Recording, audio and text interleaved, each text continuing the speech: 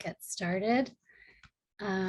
My name is Ann Albert. I am the Klatt Family Director for Public Programs here at the Herbert D. Katz Center for Advanced Judaic Studies at the University of Pennsylvania. I want to welcome you today to the second talk of this spring semester, the fifth in our year-long series on canon in context. As always, before we begin, I need to thank the people who have helped bring this lecture and series and all of our public programming to fruition. I obviously can't name everyone, but Becky Friedman, Diana Dennis Walters, and Brian Lipscomb here at the Katz Center are indispensable and absolutely make all the things happen. So thank you guys. Our sponsors, the Klatt family and the Harry Stern Family Foundation, have set us up for this kind of programming in the long term. And a number of other donors have also specifically supported our aim of sharing scholarship beyond the ivory tower, in addition to the Katz Center's central mission of working within it. So if you'd like to contribute, one way is by joining the Friends of the Katz Center, and there should be a link to information about that circle of donors in the chat.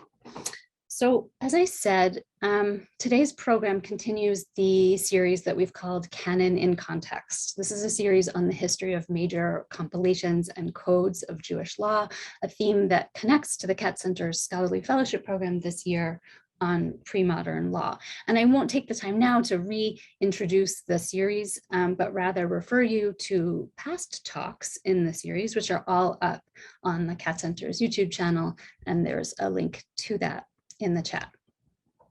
But I do want to take a moment before we start just to quickly plug a few things coming up and make sure everyone knows about them. The first one is the conclusion of this very series. So the final two talks in the Canon in Context series will be a month from now in March 3rd and 10th. On the 3rd, we're going to have Ted Fram teaching about the origin of the Talmud page, or DAF, with its iconic layout and its selection of content. We have Joshua Teplitsky excuse me. I don't know if you can hear me. Someone will let me know if yes, we're okay, Anne. Okay, thank you. I got a strange notification on my screen. What was I saying? Josh Teplitsky on March 10th will be talking about, he'll finish off our exploration of this theme of the shaping of the rabbinic canon by talking about the contribution of bookmaking and publishing to that process. So a couple of talks in the kind of history of the book area and thinking about the history of Jewish law. In the meantime, in that interim month, we will be carrying on for a 4-week course, which has limited enrollment. That's being taught by Edwin Cerruti on Ladino music, and really he is the world's expert on this. He's a winner of the Israel Prize and a really wonderful teacher. I think that there are a couple of spots left in that. So if you're interested, I urge you to reach out as soon as possible. Finally, we are hosting the eminent Menachem Ben Sasson, Chancellor of the Hebrew University of Jerusalem, who is also a fellow at the Katz Center this semester, for a public lecture about the Israeli Declaration of Independence. And so you do need separate registration links for all of these things. So if you haven't registered yet and you want to, you can find out more on our website or by following our social media feeds. All right, so moving on to our agenda for today, I'll just remind everyone quickly that you are encouraged very much to submit your questions for our speaker at any time during the hour using the Q&A function, which you'll find at the bottom of your Zoom window. It's a button that says Q&A. We won't take questions until she's finished speaking in the last 15 minutes or so of our hour, but you can submit them at any time. Then I will ask her as many of them as I possibly can. All right, so without taking any more time away from our talk today, I'm very pleased to introduce Professor Alyssa Gray to speak with us about Yosef Karo and the Shulhan Arukh. So Alyssa Gray is the Emily S. and Rabbi Bernard H. Melman Chair in Rabbinics and also Professor of Codes and Responsa Literature at Hebrew Union College, Jewish Institute of Religion in New York.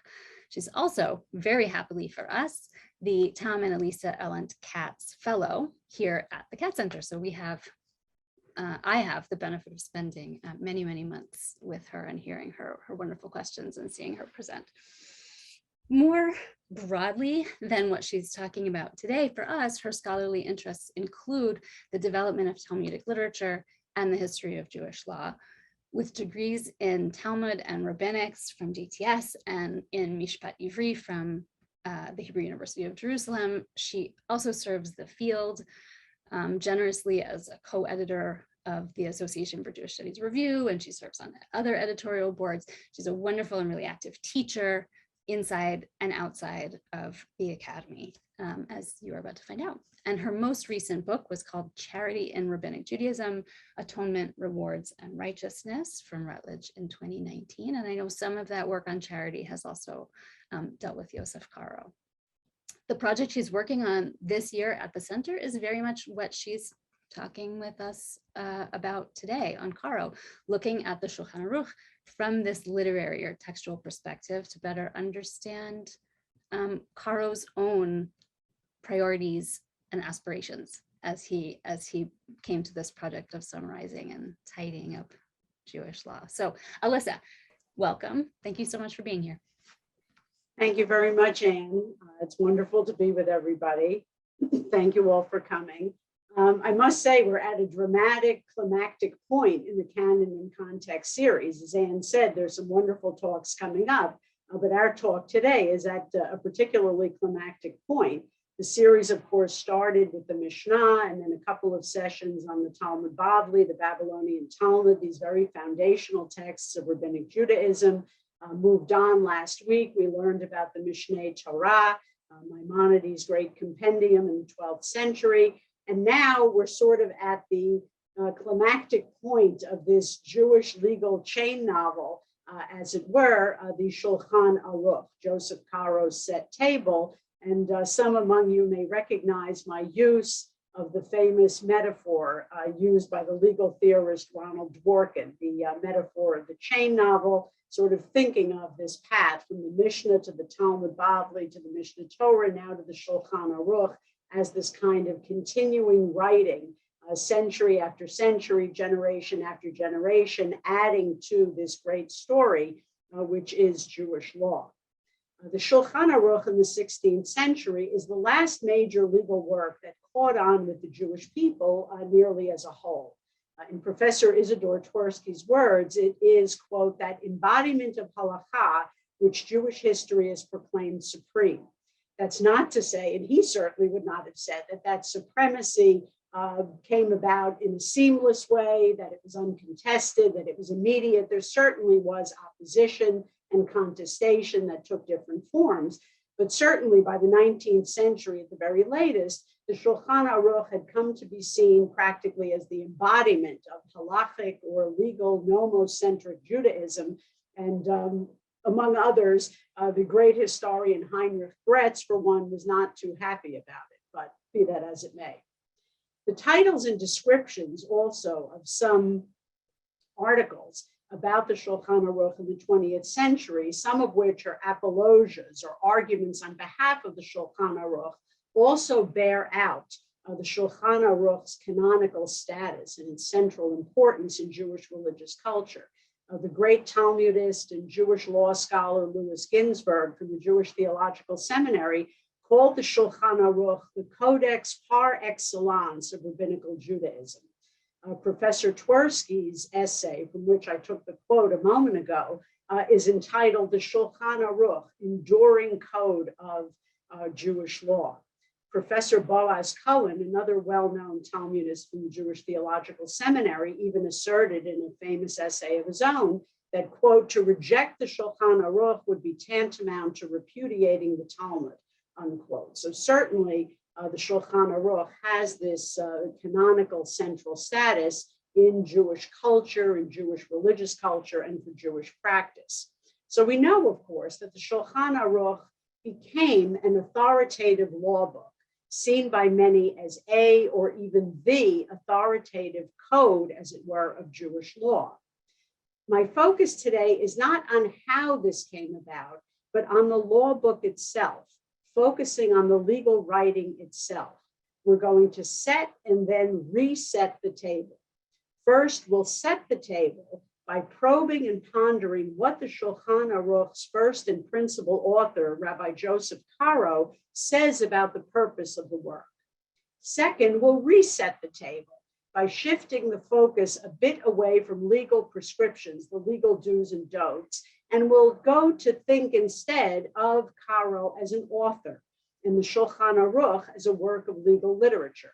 And we'll focus on the kinds of questions we would focus on in pondering any other kind of literary work, of course, with due regard to this particular work's legal focus. These are such questions as, why did you write your work as you did? Why did you make the choices you made in drawing on the library you inherited? How do you represent the people, places, and things that are the subjects of the law? What are you saying to your readers that goes beyond a narrow focus on this or that legal determination, or even this or that legal topic or subtopic? The Shulchan Aruch is a law book, and it certainly has been and can be and will continue to be used as such. But it's also a work that contains its author's visions of community and his wrestling with the gaps between a better than now past and an often less than wonderful present. So today's takeaway, and I hope when I say today's takeaway, you don't click exit. We have a lot more to talk about. But today's takeaway is law can be a language through which a legal author can express his or her larger vision of culture and community. In the Shulchan Aruch, law is a language through which Rabbi Joseph Caro points beyond specific legal prescriptions to larger visions of culture and community. So now on to the first step. Let us set the table. And we are beginning here with a quick view of what the internet seems to think Rabbi Caro looked like. I have no idea really of the history of this particular image. A rather long-lived gentleman, 1488 to 1575. He is born in Spain 4 years prior to the 1492 expulsion. He wanders around. You'll notice some of the place names at the bottom of the screen: Spain, Turkey, Bulgaria, Greece, the land of Israel. This also allegedly is his signature. I just thought that would be nice to see. Here, the map, just to sort of get a more visual image of the distance that he traveled before he ultimately settles in the land of Israel, which is around 1535 to 1538. Here, of course, all the way to the west, we have what becomes Spain after the 1492 conquest, even though Toledo, his alleged birthplace, is not on this map. Here, of course, we have Bulgaria, Anatolia in the Ottoman Empire. The land of Israel would be here at the time, Ottoman Syria. So clearly, his peripatetic life before he settles in the land of Israel takes in a great deal of what is currently known as Europe. Some of his major works, just to give a background on Rabbi Joseph Caro as a scholar and an author, above the line, the Kesef Mishnah, which is a commentary on Maimonides, the Rambam's Mishneh Torah, published in Venice, one of the early centers of printing, 1574 to 1576. The title of the work, Kesef Mishnah, as with many titles of works in Jewish literary history, is kind of a delightful play on words. His first name, of course, is Joseph.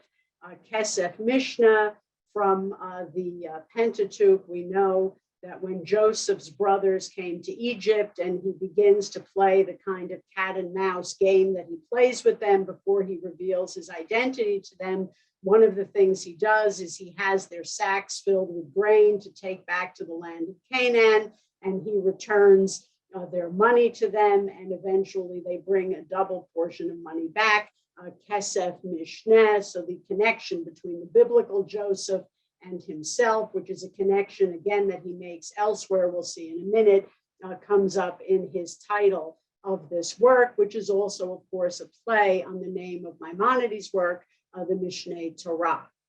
Another work, the Magid Meisharim, which is a mystical testimony. Rabbi Joseph Caro is mystic as well as legal scholar in the title of Tzvi Vrblovsky's well-known book, Rabbi Joseph Caro, lawyer and mystic. He is mystic as well as lawyer.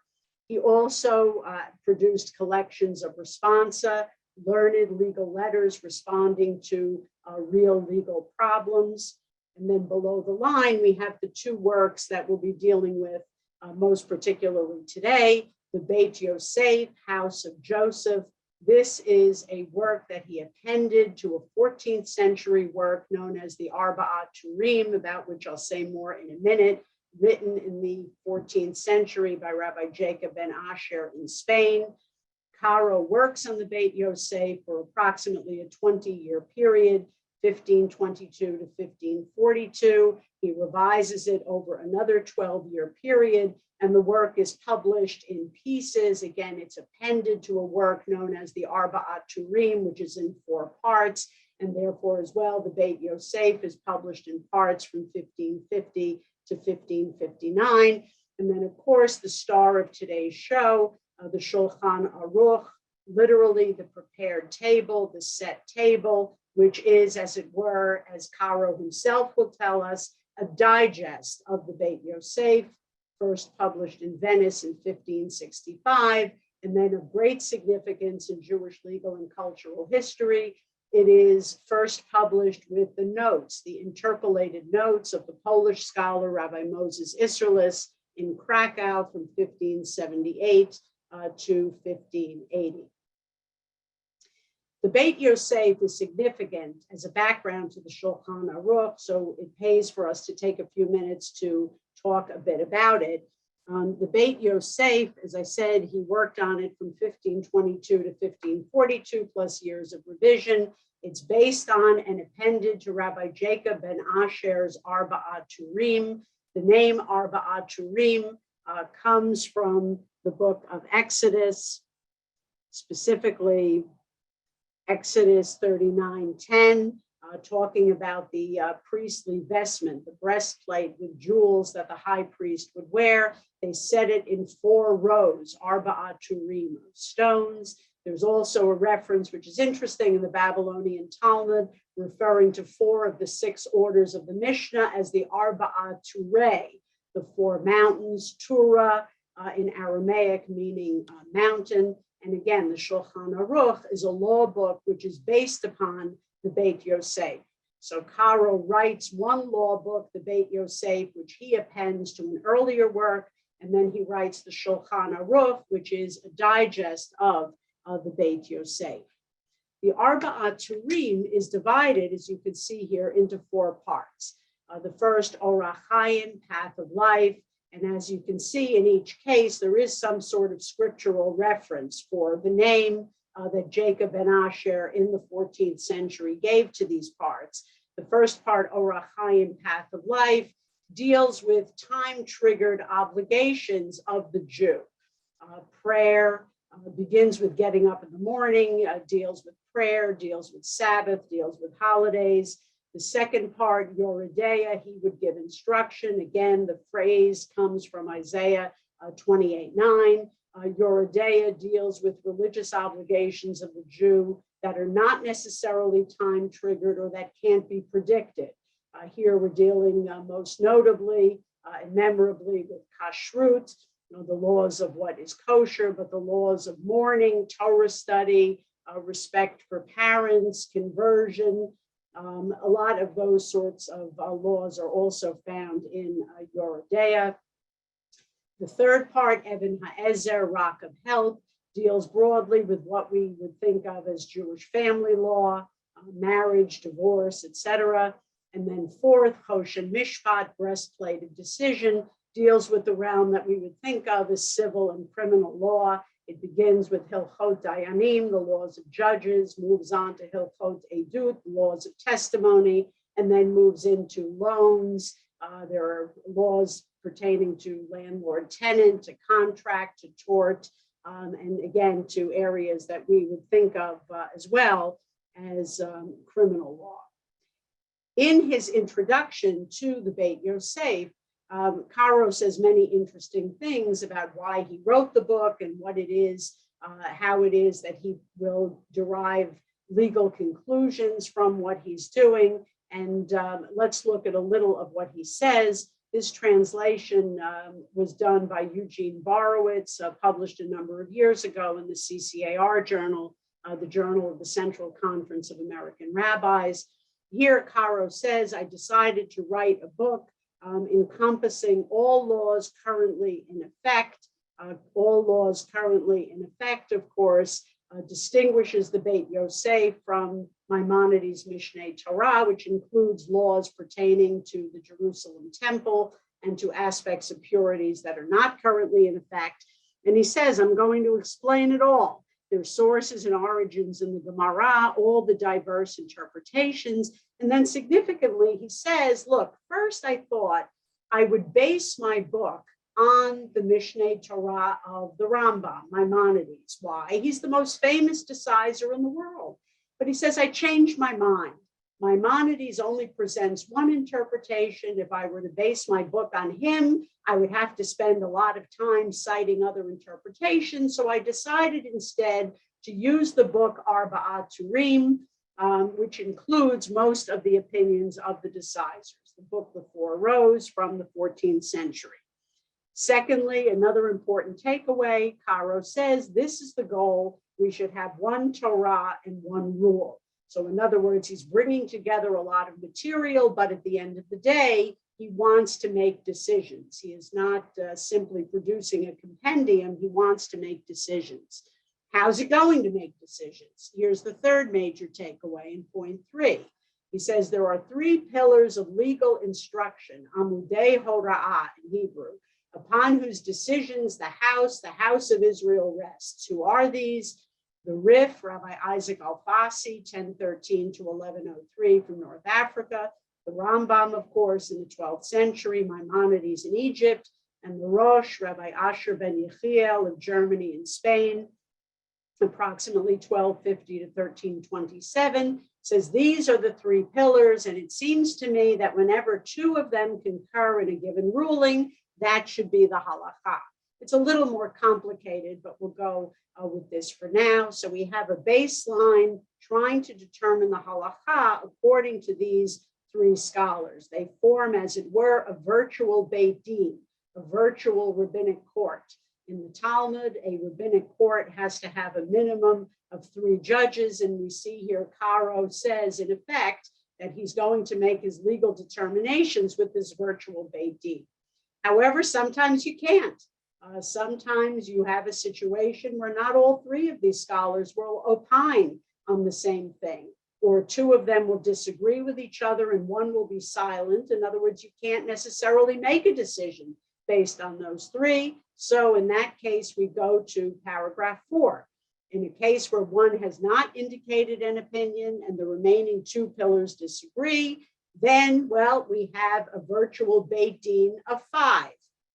This also comes up in the Talmud. If a decision can't be made by the Beit Din of 3, we might, in certain situations, add 2 judges and then have the Beit Din of 5. So who are these? The Ramban or Nachmanides, the Rashba, Rabbi Solomon ben Adret, also from Spain, the Ran, Rabbi Nisim Harandi, also from Spain, the Mordechai, Rabbi Mordechai ben Hillel, who died a martyr in Germany in the 13th century, and the Smag. The word Smag here is an acronym for Sefer Mitzvot Gadol, the Great Book of Commandments.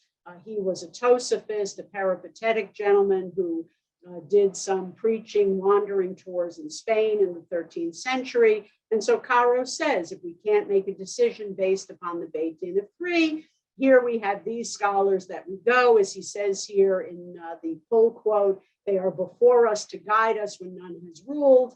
And when none has ruled, we shall decide according to the famous authorities who have published their views on this law. Yes. And one final takeaway, which I find to be a rather moving takeaway. At the end of his introduction, he says, thus this book is nurture for everything is in it. And here he sort of draws explicitly the comparison between himself and Joseph in the Bible. For this reason, I've entitled it Beit Yosef, Joseph's house. For just as in Egypt, Joseph's house sustained everyone, so this book will sustain them. And then he says the additional reason is that this is my personal portion. In other words, I've lived in this house for many years. This has been my home. I've worked in this for many years, and I am calling it the Beit Yosef. We're not going to spend too much time on it, but particularly for those who have been following along with the Canon and Context series, I just wanted to call your attention quickly to the evolution that has occurred in the categorization of Jewish law. The Mishnah, of course, famously all the way off in the left-hand column has the 6 orders of the Mishnah. The middle column is Maimonides' original reorganization of Jewish law in the Mishneh Torah in the 14 books. And then what we see in the Arba'a Turim, originating with Jacob ben Asher, and then the structure taken over by Caro, is the reorganization into these 4 parts. Orach Chaim, Yoredeah, Even HaEzer, and Choshen Mishpat. And these sort of become the categories through which even today people tend to think of Jewish law. Someone says, I'm learning Yoredeah, I'm studying Yoredeah, you get a mental picture. Those in the know get a mental picture. Probably what the person is studying is kashrut. It sort of becomes the lens through which people see Jewish law. Okay, so now on to the Shulhan Arukh. So with the Shulhan Arukh, what is the point? And again, we have selections here from the introduction to the Shulchan Arukh. Let's begin below the asterisk with an emphasis on the bold text. Caro says, I thought it's good to collect the Beit Yosef statements in a concise manner. The Beit Yosef, for anyone who's encountered it, is an extremely learned, complex, sprawling work. It is not an easy work. If you're in a hurry, if you want to look something up, if you want to check something, the Beit Yosef is not where you want to go. The Beit Yosef is for iyun, for deep study. So he says, it's good to collect the Beit Yosef statements in a concise manner in order that God's perfect Torah would be fluent in the mouths of all men of Israel. So when they ask a Torah scholar a matter of halakha, he will not stutter over it. So it's good. It's a reference work. People will be able to get to it and get the information they need. Moving on, he says, I thought it good to divide the Shulchan Arukh into 30 parts so that a person might study a portion each day and review his learning every month. That's quite an optimistic goal. It is the case that this has happened. The result might be more of a ritualistic recitation rather than a study. But nevertheless, the point is he's stressing that he wants the Shulchan Arukh to be something that people can have ready access to so that the halakha will be in their mind. And in the next paragraph, and also this, that the young students here, he probably does not mean children, he means people studying, younger students, young, older teenagers, young adults, pre-rabbinic ordination candidates will meditate on it constantly and repeat its language by heart. And then also in that paragraph, the enlightened ones will shine in meditating on this book, which is all delights, without utterance or words. Ein omer ve'ein devarim. In other words, there is no controversy. There aren't big disputes. They will be able simply to get to this book and know the halakha from it and refer to the halakha. And he says in that last paragraph, I've called it the Shulchan Arukh, the prepared table, because this table set, the delicacies are arranged, and by means of this book, the earth will be filled with the knowledge of God, small and great ones alike, student with discerning man, skilled artisan, and expert enchanter.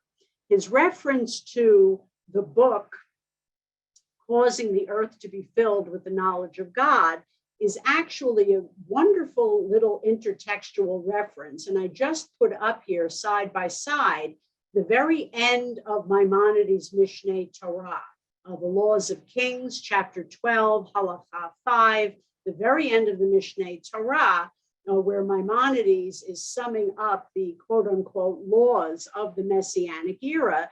And he says there will be neither hunger nor war, etc. The world's only business will be to know God. And Maimonides quotes the verse from Isaiah: the earth will be filled with the knowledge of God as the waters cover the sea. It's a lovely ending to the Mishneh Torah. So it's interesting that Caro in so many ways is influenced by Maimonides. That could be its own little subtopic that could take us an hour some other time. It's very interesting, therefore, that Caro has that intertextual reference in the introduction to the Shulhan Arukh, that he also sees his work as being a work that will lead to filling the earth with the knowledge of God. So just in summary, what he sees the Shulchan Arukh as doing is it will collect Beit Yosef's conclusions in a concise manner. It will be a useful reference and an aid memoir for Torah scholars. People can study 1/30th of it each day and review all of their learning, the world of the halakha, every month. Students will start learning it. That learning will stay with them throughout their lives. Scholars will appreciate having the decided law available to them without omer ve'ein devarim, without utterance and words. And the Shulchan Arukh will cause the earth to be filled with the knowledge of God. And in the summation of Professor Twersky, it's a manual for practical guidance, not academic study. Again, the expectation presumably is not that the Shulchan Arukh will become a subject for iyun, for deep study, but that it will be for this kind of reference and familiarity with the halakha. Now, what he clearly doesn't say or even imply is that the Shulchan Arukh should become what in fact it became, sort of an authoritative code of Jewish law.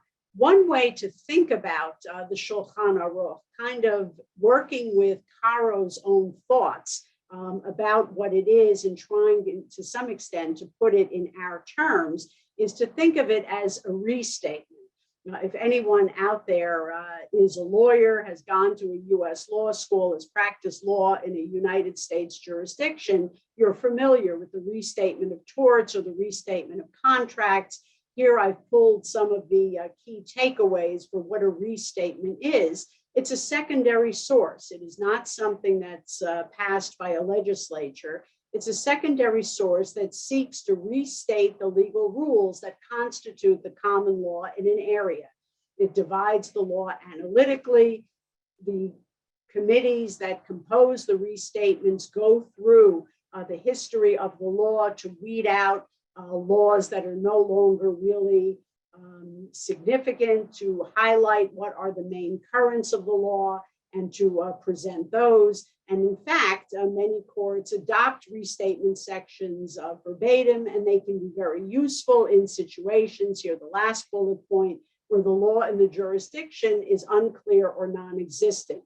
When one thinks about these restatements in American law, the restatement of contracts and then the restatement second of contracts, which are, again, informal. They may be adopted as authoritative. Parts of them may come to seem authoritative, but they are not created that way. That is sort of, in a sense, what the Shulchan Arukh can be analogized to, a restatement, an attempt to pull out what is most germane, what is most relevant, make that, put that out there forward, weed out, prune away those aspects of legal development that are less significant.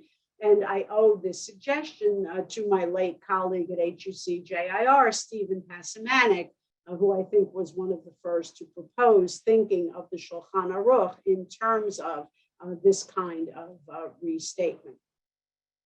Before we move on to resetting the table, we should, of course, mention the Shulchan Arukh's co-author, Rabbi Moses Isserles, the scholar from Poland. His dates are 1530 to 1572. Rabbi Isserlis is not necessarily invited to today's party, but he, of course, does play a fundamental role, notably, ultimately, in the acceptance of the Shulchan Aruch in the Ashkenazic world. And here I just pulled out a few key passages from his own introduction to his notes, his Hagahot, his glosses on the Shulchan Aruch, which were published together with Caro's text beginning in the period 1578 to 1580. So practically from the beginning, Isserlis and Caro come together. They're in effect the co-authors of the Shulchan Aruch. And Isserlis says, I came after him to spread a tablecloth, the mapah, the tablecloth, on the set table, which he gathered. Why? Because we won't read through the entire thing now, but he basically says the table, the way Caro said it, was not prepared for the people of Midinot Elu, these countries. Contemporary academic scholars have differed about exactly what Isserlis may have meant by Midinot Elu, these countries, but basically it's not ready for people in the Ashkenazic orbit. In many places, our customs are not like what he is saying. Isserlis also has issues, as you could see here from this quote, that there are places in which legal matters are in dispute, and Caro represents as settled certain matters that are not necessarily settled. And he says, I want to awaken the students everywhere to see if there is a dispute and if there is a different custom. And I write, thus do they practice on the side. So Rabbi Isserlis, as I said, becomes sort of a second author of the Shulchan Aruch. Together, they really are the mechabrei, the authors of the Shulchan Aruch. At this point, let's move to resetting the table and just begin to reset by thinking about some aspects of literary formulation in the Shulchan Aruch. And this is just my very informal categorization of certain formulations we find. Straightforward. A poor person who goes door to door, we don't give him a large gift, give him a small gift. Very straightforward.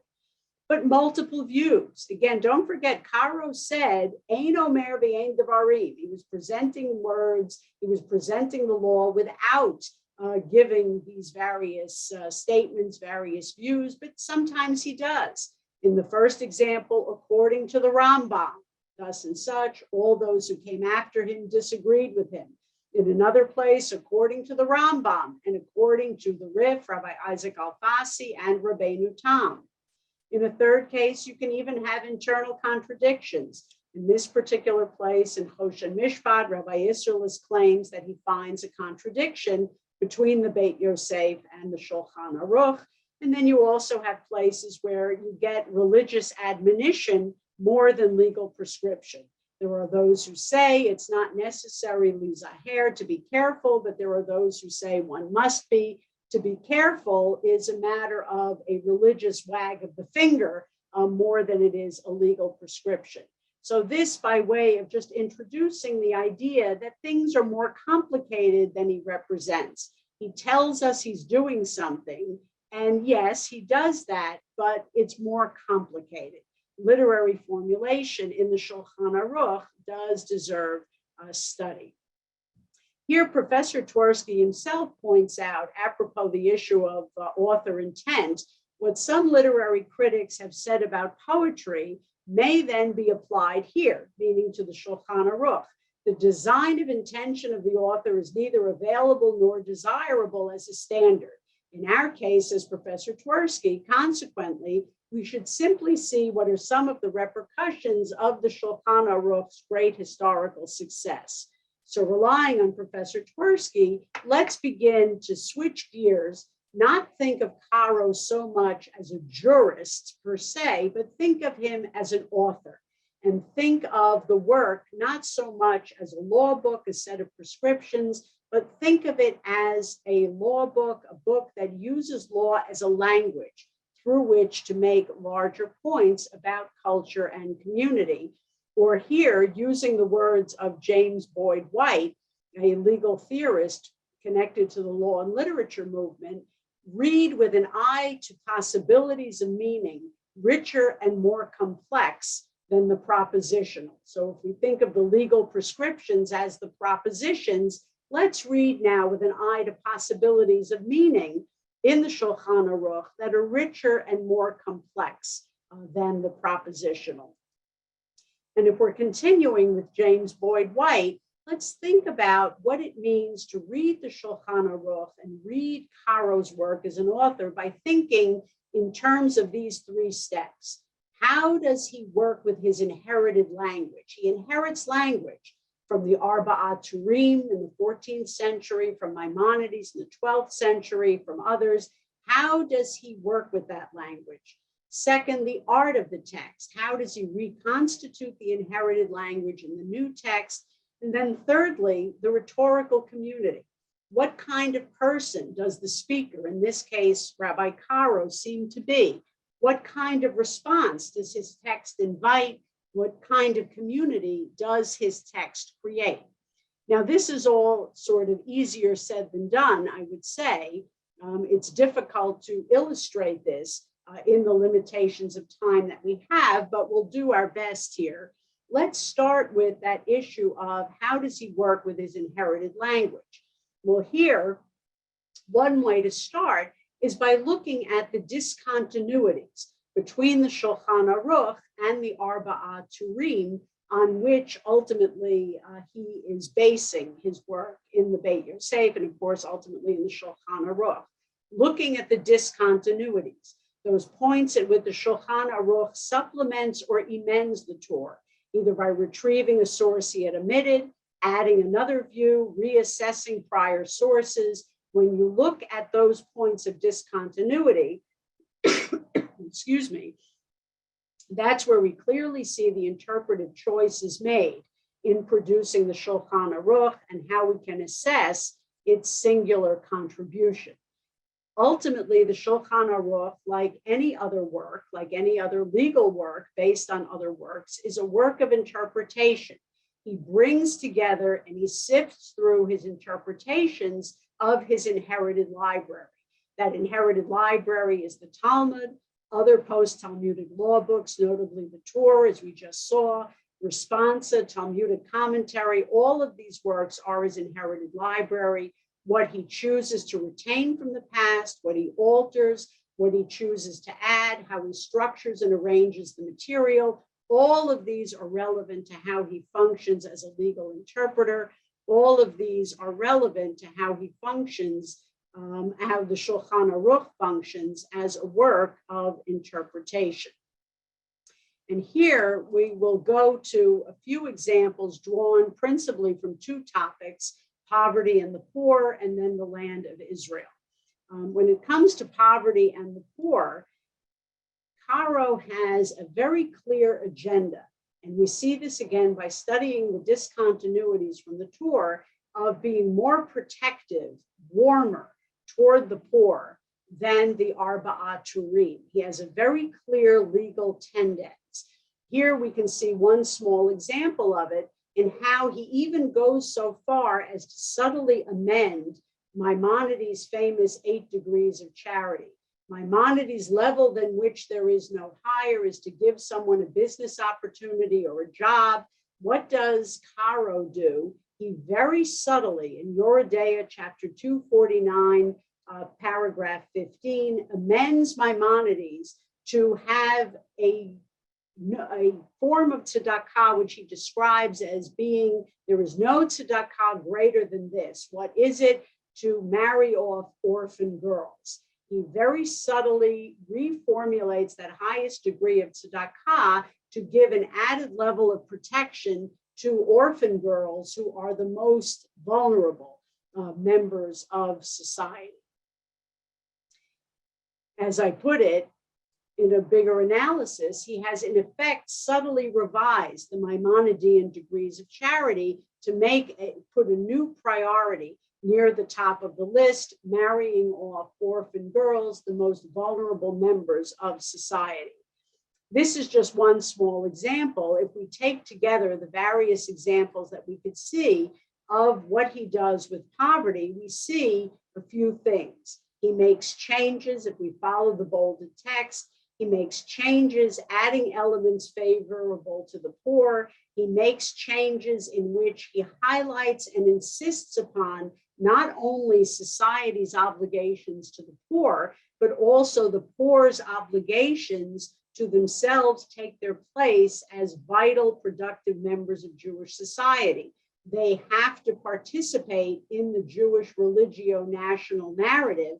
And fourthly, the community itself. He tries in his legal prescriptions about poverty and the poor to create the type of society in which disparities of wealth will not be obstacles to the poor's participating in society as fully enfranchised members of Jewish society and fully enfranchised participants in the Jewish narrative. He has a vision of Jewish society in which this is transcended. Those divisions are transcended.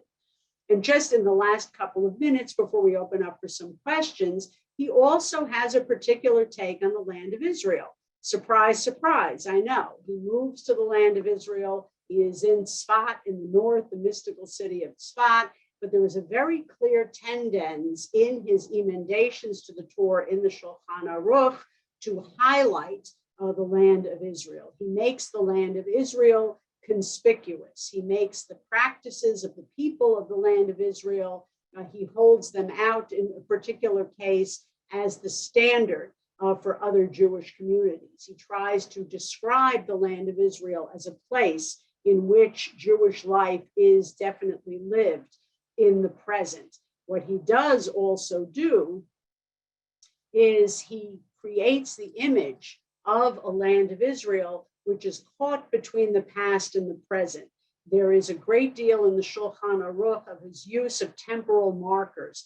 V'achshav, now, u'otan hayamim, in those days, ha'idana, today, bazman hazeh, this time, shekol Yisrael sham, when all of Israel is there. He describes a better than now past for the land of Israel, a less than good present in some cases for the land of Israel, and it's a law book. It is not a play, it is not a novel, he does not write an ending. He leaves us wondering, how will it all end? Will that better than now past eventually be the future? Ultimately, in the Shulchan Arukh, what he does is he creates a textual community. He creates a textual community that will study the Shulchan Arukh, that will see themselves in light of the Shulchan Arukh, that will see their obligations in light of the Shulchan Arukh, and that perhaps if they act vis-a-vis the land of Israel as laid out in the Shulchan Arukh, that better than now past will again become the future. So a land in which, as he describes in other places, there will be elements of a just Jewish social order. So again, just to end on this note, that the Shulchan Arukh certainly can be read for legal prescription, but that it can also be richly and meaningfully read with an eye to these possibilities of reading, richer and more complex than the proposition. Thank you, and I look forward to a few minutes of discussion.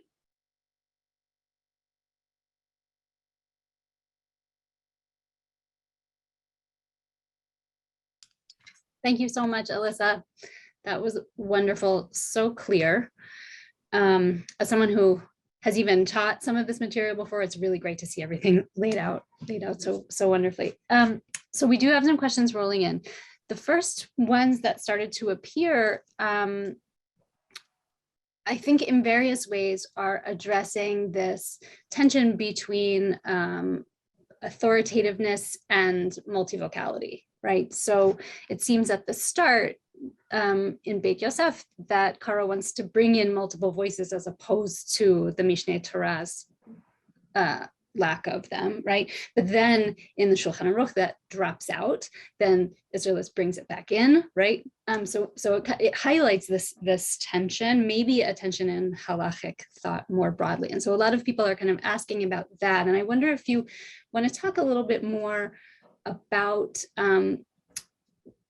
if and how that tension was alive in responses to Karo in his own life, time in the context of the reception, the immediate reception of it, or in rabbinic discourse before him, right? Is there a kind of wider phenomenon that you can talk about a little bit there? No, definitely. I mean, there's an oscillation throughout post-Talmudic Jewish legal history between what the late scholar Rav Tzair referred to as the marchivim, those who expand, versus the mikatzrim, those who abbreviate, and this constant tension, this dialectic back and forth. And sometimes, for example, with Maimonides, what's sort of, I guess, ironic from his perspective is that he caused an explosion of harchava, of expansion, because by shutting down voices, he made his commentators determined to explode the material. When it comes to Caro, by the way, there was a precedent. Shlomo ben Adret, the Rashba in Spain, also had a kind of two-part code, where he had a more dialectical version, the Torah Tabayit, it's called, a more dialectical version, and then a shorter version. So he is relying on that model. Yes, the Beit Yosef is extremely dialectical. It brings in a lot of material, but he says in the introduction, we want one law ultimately. He does want to make a decision. And then, of course, the Shulchan Arukh, he doesn't necessarily see it as a code of law, but he does want to bring out those conclusions. Some of the opposition to Caro came about because there were some scholars that were upset with his method of decision making. Yes, there were people that were upset with the Shulchan Aruch, and they were upset with where people were going with the Shulchan Aruch, but some were upset because they said, even as dialectical as he is in the Beit Yosef, why is he using that virtual Beit Din method? Why rely on 3 scholars, then 5 scholars? That's an abdication of responsibility. Your job is to get in there, weigh all the sources, and make a decision. So there were people that were not necessarily happy with that. And there were a few urban legends about rabbis in early modernity who told their students not to study the Beit Yosef, and then were smitten with forgetfulness and took it as a divine sign that they were to allow the study of it. But certainly that was a feature, and it is a constant back and forth in Jewish legal history between those two poles, and it enriches it. It just makes it, it's been a spur to scholarship, that tension. Thank you. So actually following up on talking about the sort of what seems now like a virtual Beit Din, right, among the earlier scholars who lived in different times and places, weren't directly in conversation with each other. That was striking also to some of our listeners.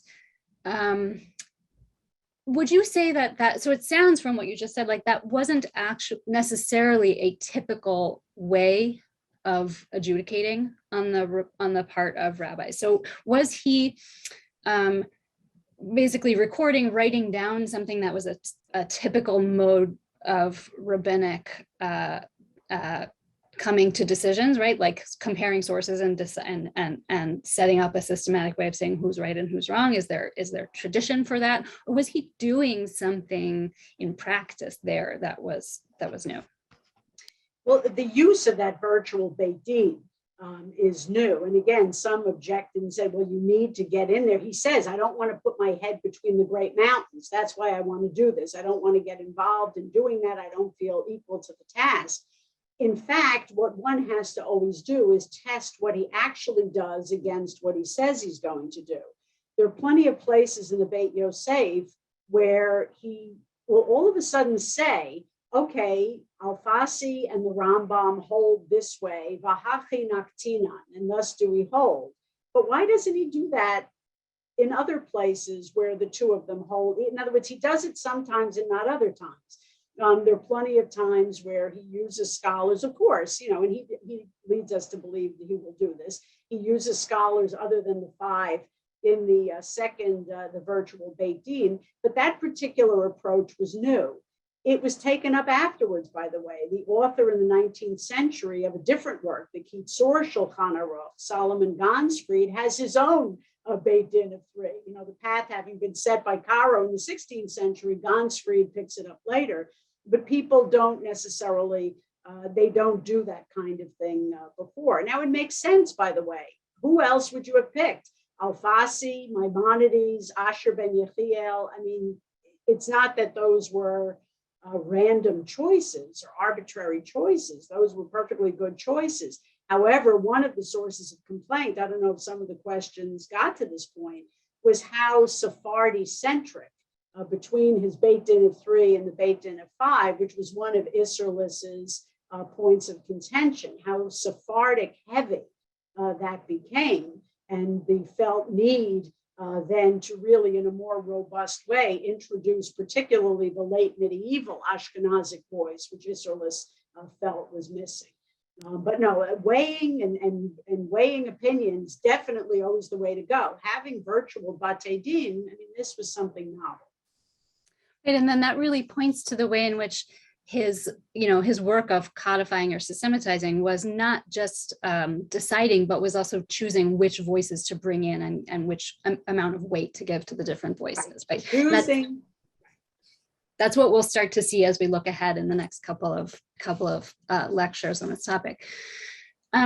Another question that I want to bring up is, we keep talking about codifying or systematizing or tidying or whatever, right? And we've seen it at multiple points over the course of the history of halakha. But of course, I think one thing that's coming out so clearly is that like codifying is not codifying, right? Like each person who's doing it brings their own everything, right? Their own perspective, their own names. So I wonder if, is there a way that you can sort of put a point on what distinguishes Caro in his essential desires in making this work from, say, Maimonides, who's the last person that we looked at in this lecture series, right? Like if he's either dissatisfied with what Maimonides has produced, or if he just has something else completely in mind or a different basis for thinking about what the outcome would be. Is there a comparison that you can draw sharply there? I don't know about a comparison to be drawn sharply. I mean, if there's no element of dissatisfaction, one wouldn't do anything. But I don't think it was dissatisfaction with Maimonides so much as an explosion of learning, the need to update. Caro's positioning in the period in which he's living, the movement of Jewish communities. That's why I brought in that restatement idea from American law. I mean, that felt need to create a law that's suitable to this time of great transition and flux. When Jewish communities are mixing and matching, it's just a new world. Something new has to be done. And that felt emphasis on people need to learn this, have it readily in mind. I can't help but think that the movement around in his own life and the life of communities that need to sort of carry the book with you is something that he's doing. Now, when it comes to specific topics, this is where I really do think it has to be pursued on a topic by topic basis. I mean, I think he has a very felt warmth to the poor. He has a very clear emphasis on the significance of the land of Israel. I think the further study of other topics would help us fill out elements of a social and religious vision that he has, which in effect, by the way, subsumes the study of these works within a larger category of Jewish thought, as it were. That these law books are no less a place to go for looking at different ideas about about life, about all of these big questions, than going to a philosophical work or going to something else. It's just that the language of law is different. So again, the short answer is on specific topics, we'd have to look at them. But yes, he's in a different time and place, and he's trying to create something that will move and that will be up to date, and that will carry the halakha forward for his time and place. So that perfectly sets us up for the last question that I want to bring to you, which is several people are asking for a little more about his interests outside of halakha, what he was reading, what he was into, what kind of community he was in, right? So a lot of us are aware that he was a mystic, he was interested in Kabbalah. Can you talk about how that comes through in this work, or how those two areas of his thinking and his interests relate? Yes, well, he does. I mean, there have been studies of his use of the Zohar in the Beit Yosef. his use of the Zohar in the Beit Yosef, though, is very measured. In other words, if there's already sort of a halachic line that's going and the Zohar buttresses that, he will bring that in.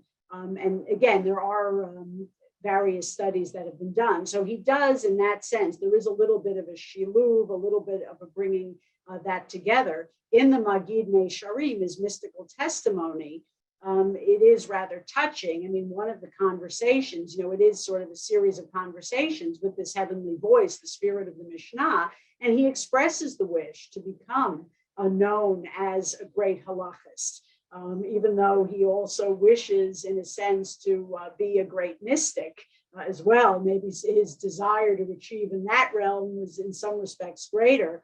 But so he does have discussions with the heavenly Magid about that. So there is something to that, but you could read the Shulhan Arukh and have no sense at all necessarily that its author had those kinds of mystical involvements. And you could read wide swaths of the Beit Yosef and have no sense that he has those mystical involvements. Fascinating. Well, we'll have to put off more conversation about that for another time. I want to thank you again so much for being here and doing this with us today. I think it's been really educational. Thank you.